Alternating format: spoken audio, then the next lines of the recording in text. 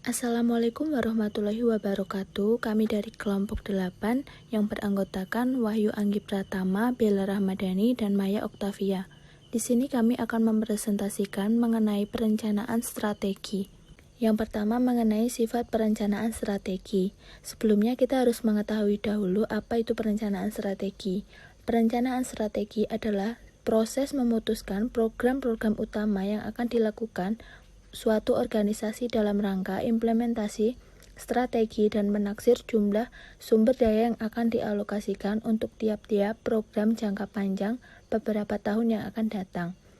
Hasil dari proses perencanaan strategi itu berupa dokumen yang dinamakan strategi plan atau sering disebut dengan program.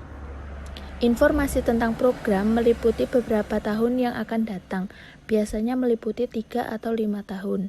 Dalam perusahaan yang berorientasi laba, setiap produk utama atau lini produk disebut sebagai program. Sedangkan dalam organisasi nirlaba, bentuk utama jasa organisasi yang ditawarkan merupakan suatu program. Secara umum, ada 5 tugas manajemen strategi yang harus dilakukan oleh seorang manajer. Yang pertama, mengembangkan suatu konsep usaha dan membentuk visi kemana organisasi akan dijalankan. Nah, dalam hal ini, yang harus dijawab pertama kali untuk menentukan arah perusahaan adalah usaha apa yang akan dijalankan.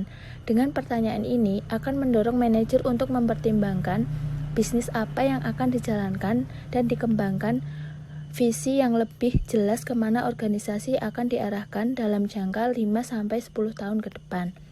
Lalu yang kedua, menjadikan misi sebagai tujuan yang lebih spesifik. Maksudnya, pembuatan suatu tujuan adalah menjadikan pernyataan misi dan arah organisasi ke target yang lebih spesifik, sesuatu yang menjadi ukuran kemajuan organisasi. Penciptaan tujuan dibutuhkan oleh seorang manajer. Setiap unit dalam suatu organisasi membutuhkan hal yang konkret, target prestasi yang terukur yang menunjukkan kontribusinya terhadap tujuan perusahaan secara keseluruhan. Lalu yang ketiga, membuat suatu strategi untuk mencapai kinerja yang ditargetkan. Pembuatan strategi membawa ke pertanyaan mendasar bagaimana mencapai hasil yang ditargetkan sesuai dengan situasi perusahaan dan prospeknya. Tujuan merupakan akhir dari strategi, merupakan alat untuk mencapai akhir tersebut, sehingga strategi merupakan alat manajemen untuk mencapai target. Lalu yang keempat, implementasi dan pelaksanaan strategi yang dapat dipilih secara efisien dan efektif. Tugas implementasi strategi terutama diarahkan pada kegiatan administrasi yang berkaitan dengan pengelolaan persoalan internal. Lalu yang kelima, evaluasi prestasi. Dalam hal ini mengkaji situasi dan melakukan penyesuaian dalam hal misi, tujuan strategi, atau implementasi sesuai dengan keadaan real, perubahan kondisi, ide-ide baru, dan kesempatan yang baru. Lalu yang berikutnya adalah hubungan dengan perumusan strategi. Berikut ini perbedaan antara perencanaan strategi dan perumusan strategi. Yang pertama, perumusan strategi merupakan proses memutuskan atas suatu strategi baru, sementara perencanaan strategi adalah proses memutuskan bagaimana mengimplementasikan strategi. Lalu yang kedua, dalam proses perumusan strategi, manajemen memutuskan dengan tujuan organisasi dan strategi utama untuk mencapai tujuan tersebut. Proses perencanaan strategi membawa tujuan dan strategi ini dan mencoba mengembangkan program untuk mengimplementasikan strategi tersebut secara efisien dan efektif. Alasan utama memisahkan kegiatan perumusan strategi dan perencanaan strategi adalah proses berikutnya akan melembaga dan ini akan mengurangi aktivitas yang kreatif. Lalu yang terakhir, perencanaan strategi merupakan kegiatan yang sistematis, di mana adanya proses perencanaan strategi tahunan dengan prosedur dan jadwal yang tersusun rapi. Sementara perumusan strategi merupakan kegiatan yang tidak sistematis. Strategi yang dirumuskan diuji kembali untuk merespon kesempatan dan ancaman. Selanjutnya, keuntungan dan kelemahan perencanaan strategi. Keuntungan perencanaan strategi di antara lain, yang pertama, proses perencanaan strategi merupakan kerangka kerja dalam mengembangkan anggaran tahunan. Yang kedua, sebagai alat pengembangan manajemen organisasi, perencanaan strategi merupakan alat pelatihan dan pendidikan manajemen karena memungkinkan manajer dengan proses tersebut berpikir tentang strategi dan penerapannya. Lalu yang ketiga, sebagai mekanisme untuk memaksa manajer jangka panjang. Yang keempat, membantu mengarahkan manajer sesuai dengan tujuan jangka panjang perusahaan. Lalu yang terakhir, membantu berpikir secara eksplisit tentang tindakan jangka pendek yang diperlukan dalam menjalankan strategi jangka panjang. Di mana adapun kelemahannya dari perencanaan strategi, di antaranya yang pertama, kegiatan perencanaan strategi bisa menjadi kegiatan yang bersifat rutin, birokratis, yang mengurangi cara berpikir strategis. Untuk menghindari hal ini, pada periode tertentu, organisasi perlu mengajukan pertanyaan, apakah kita memperoleh ide segar sebagai hasil dari proses perencanaan strategi? Lalu yang kedua, organisasi membuat departemen perencanaan strategi yang luas dan mendelegasikan penyusunan rencana strategi kepada staf departemen. Lalu yang ketiga, perencanaan strategi menghabiskan waktu dan mahal.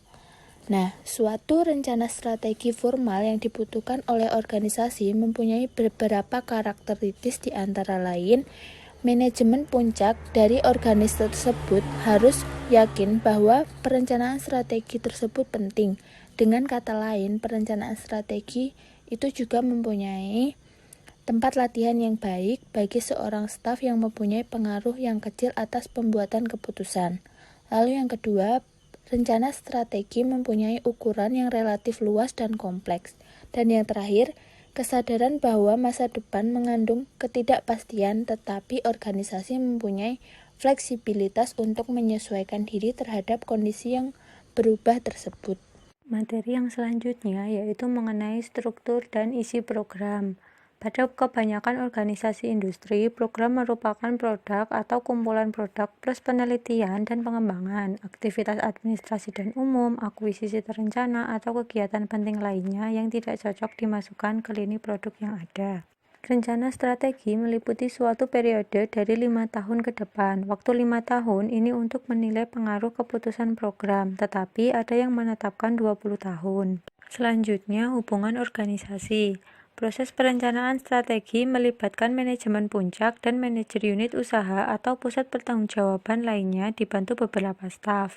Tujuan utamanya adalah meningkatkan komunikasi antara kantor pusat dan eksekutif unit usaha dengan menyediakan jadwal aktivitas yang berurutan. Staf kantor pusat yang terlibat dalam proses perencanaan strategi hanya sekedar membantu, sehingga tidak perlu terlibat secara mendalam. Peranannya adalah sebagai katalisator agar prosesnya berjalan dengan baik, tetapi tidak membuat keputusan atas program yang akan dilakukan.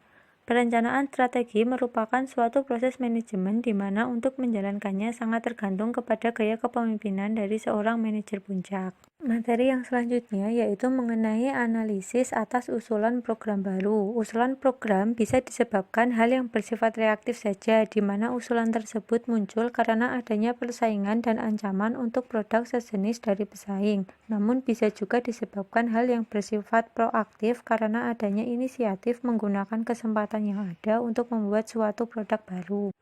Banyak usulan program memerlukan jumlah tertentu dari modal baru.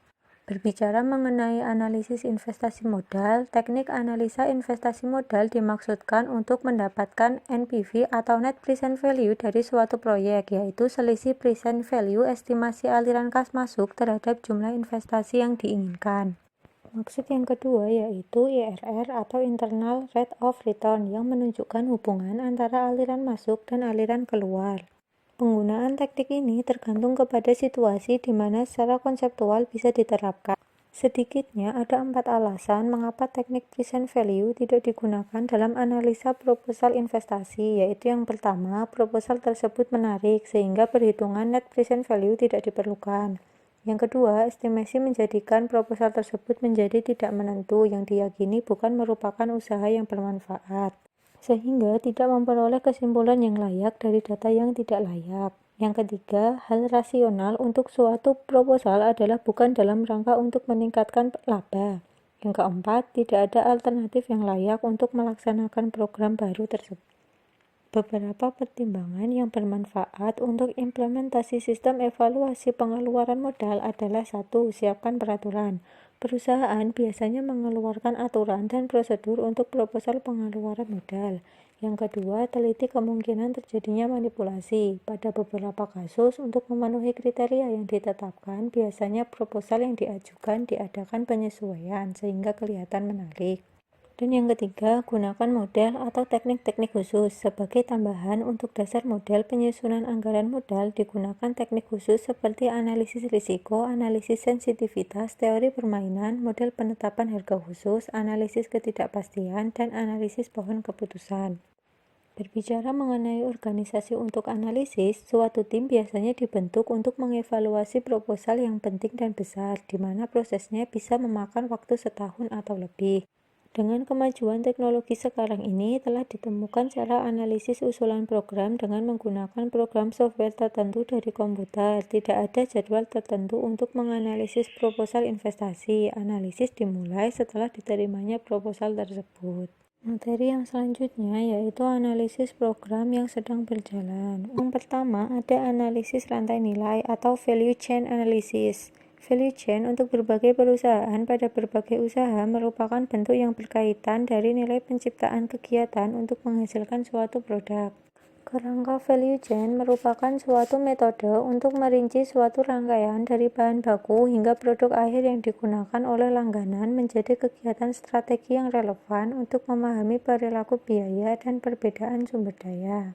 Dari perspektif strategi, konsep value chain menyoroti dalam 3 bidang peningkatan laba, yaitu kaitan dengan pemasok, kaitan dengan pelanggan, dan keterkaitan proses dalam value chain dari suatu perusahaan. Yang pertama, kaitan dengan supplier. Kaitan dengan supplier atau pemasok hendaknya diatur sedemikian rupa sehingga bisa menguntungkan perusahaan maupun pemasok itu sendiri. Kaitan dengan pelanggan. Kaitan dengan pelanggan sama pentingnya dengan pemasok. Banyak contoh di mana kaitan antara perusahaan dan langganannya dibentuk agar saling menguntungkan. Dan yang terakhir, keterkaitan proses dalam value chain dari suatu perusahaan. Analisis value chain secara eksplisit mengakui kenyataan bahwa kegiatan individu dalam suatu perusahaan tidaklah berdiri sendiri tetapi saling bergantung. Baiklah teman-teman, kita masuk ke bagian activity based costing. Nah, activity based costing itu biasa disingkat sebagai ABC. Ini merupakan suatu alat perencanaan strategi, tapi ini bukan suatu sistem akuntansi, teman-teman. Jadi hanya sebuah alat perencanaan strategi. Jika digunakan sebagai bagian dari proses perencanaan strategi, activity based costing ini akan menyediakan informasi yang bermanfaat untuk perencanaan strategi tentunya. Dan dalam ABC atau activity based costing itu masing-masing produk dibebankan dengan bagian dari overhead berdasarkan proporsi kegiatan tersebut, teman-teman. Nah, teman-teman juga bisa lihat di halaman 164, di situ ada gambar 8.1 soal penentuan harga pokok produk dengan sistem tradisional dan sistem ABC. Nah, untuk sistem biaya tradisional di situ ada bahan baku langsung, upah langsung, pusat-pusat biaya overhead pabrik yang nanti menjadi suatu biaya produksi, teman-teman. Nah, untuk pusat biaya overhead pabrik itu ada beberapa pusat-pusat biaya produksi. Jadi, untuk pusat biaya produksi dimasukkan ke overhead pabrik nanti. Kemudian, sebelum menjadi atau masuk ke biaya produksi, di situ alokasi dengan dasar upah langsung atau jam mesin juga dimasukkan ke pusat-pusat biaya overhead pabrik. Nah, perbedaan dengan sistem biaya aktivitas itu di situ ada aktivitas non produksi yang dimasukkan juga menjadi biaya produksi nantinya, teman-teman. Oke, kita lanjut ke analisis pusat biaya kebijakan. Nah, analisis pusat biaya kebijakan unit usaha dan pendukung dalam suatu pabrik, bagian pemasaran, lead bank, administrasi, itu merupakan suatu faktor-faktor yang harus dianalisis karena bagian ini merupakan pusat biaya kebijakan, teman-teman. Analisis seperti ini sering disebut sebagai analisis zero-based review atau zero based review ini membutuhkan waktu dan menjadi pengalaman traumatik bagi manajer yang direview kegiatan operasinya. Nah, itulah alasan kenapa review seperti ini diperlukan 4 atau 5 tahun sekali. Jadi nggak cuma satu kali, tapi 4 atau 5 tahun sekali, tidak secara tahun-tahunan kayak gitu teman-teman. Baiklah, kita lanjut ke materi selanjutnya soal proses perencanaan strategi. Nah, dalam proses perencanaan strategi ini ada 5 proses teman-teman. Yang pertama itu menelaah dan memperbarui rencana strategi tahun lalu. Nah, kegiatan ini dilakukan dengan melihat keputusan apa saja yang telah dilakukan dan kemungkinan keputusan tersebut berubah rencana strategi. Misalnya, kayak manajemen membuat keputusan di mana perlu tidak berkaitan dengan jadwal waktu. Itu adalah salah satu contohnya, teman-teman. Kemudian kita lanjut ke yang kedua, itu memutuskan berdasarkan asumsi-asumsi dan pedoman. Termasuk asumsi dari luar, jadi nggak cuma dari dalam, tapi termasuk juga asumsi-asumsi dari luar berupa pertumbuhan produk, domestik bruto, perubahan iklim, tingkat inflasi, upah buruh, harga beberapa komoditi terpenting dari bahan baku, tingkat bunga, harga jual, kondisi pasar, termasuk tindakan pesaing dan pengaruh peraturan pemerintah pada masing-masing negara di mana perusahaan tersebut beroperasi, teman-teman. Nah, asumsi-asumsi ini dikaji ulang dan jika perlu diubah untuk menghasilkan informasi yang relevan. Rencana strategi yang diperbarui berisikan implikasi atas pendapatan, biaya, dan cash flow dari fasilitas operasi yang ada dan perubahan dalam fasilitas tersebut. Nah, untuk yang ketiga, teman-teman, proses perencanaan strategi yang ketiga itu langkah pertama dari rencana strategi. Rencana strategi yang lengkap biasanya terdiri dari laporan pendapatan, piutang, dan unsur-unsur neraca lainnya. Informasi jumlah penjualan dan produksi, pengeluaran biaya akuisisi pabrik dan modal lainnya, terus ada unsur cash flow yang luar biasa, terus keterangan. Nah, rencana-rencana ini, teman-teman, ini sama detailnya atau bisa saja kurang untuk tahun berikutnya. Kemudian, proses perencanaan strategi yang keempat, itu ada analisis. Nah, analisis ini penting ya teman-teman. Analisis ini dilakukan baik oleh staf perencanaan maupun bagian pemasaran, produksi, dan fungsi lainnya pada kantor pusat. Oke, selanjutnya yang kelima, langkah kedua dari perencanaan strategi. Beberapa perusahaan itu tidak menginginkan revisi. Jadi, langkah keduanya itu revisi, teman-teman. Sedangkan beberapa perusahaan itu tidak menginginkan revisi dilakukan secara formal, tapi melalui negosiasi informal dan hasilnya diajukan ke kantor pusat. Kemudian yang keenam itu review akhir dan persetujuan. Persetujuan akhir itu dilakukan oleh pemimpin puncak atau Chief Executive Officer. Nah, rencana strategi itu merupakan input penting untuk tahap proses penyusunan anggaran, teman-teman. Karena itu, rencana strategi ini itu sangat penting dalam proses perencanaan strategi ini, teman-teman. Oke, sekian presentasi dari kelompok kami. Apabila ada pertanyaan, kita lanjut di grup. Sekian dan terima kasih.